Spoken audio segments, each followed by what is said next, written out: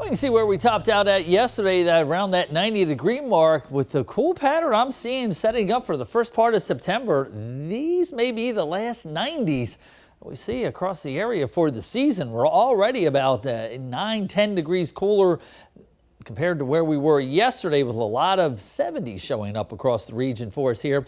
You notice this kind of thin stripe in the center here. That's where we are seeing more sunshine. To the north and the south, a little bit thicker cloud cover for us here, but nothing falling out of these clouds right now. And that northerly wind's helping to bring that drier and cooler air in with it. Look at the dew points.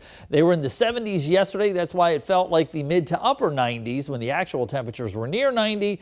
Because of those southwesterly winds that pumped those temperatures up yesterday, we've now got those northerly winds, and that's bringing that drier air in with it. Look at some of the inland areas late tonight, early tomorrow morning. Could have dew points down into the upper 40s and low 50s.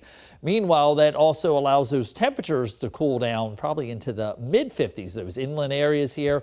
A little bit raise of the humidity levels as we head on in through the day on Thursday. A little bit more moisture comes up from the south, but still for late August, early September, not feeling that bad outside for us here over the next several days. Mid 80s, that's where we'll top out as we head on in through the afternoon hours today.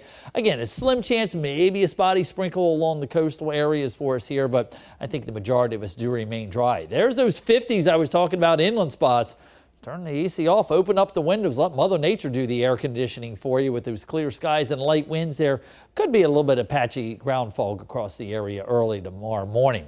So we've got a lot of moisture at the jet stream level streaming out of the deep south, and you can kind of carve out where that jet stream is going, transporting these clouds across the south for us here.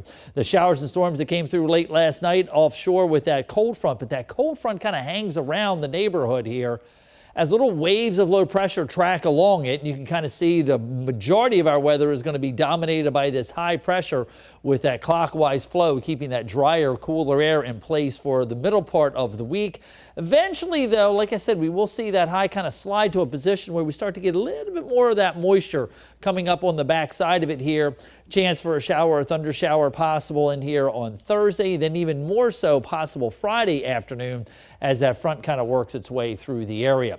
Not done with the tropics yet, but no real threat to us here. Tropical storm Ferdinand moving off to the northeast, well away from us here in eastern Carolina, and that is going to die out in the North Atlantic here the next couple days. I think at least for the next week or so, we've got fairly quiet Atlantic tropical waters, but it may start to pick up by the middle of the month. Meanwhile, we've got football happening. ECU headed to Raleigh for NC State opening game on Thursday, then high school football around here for Friday and Saturday.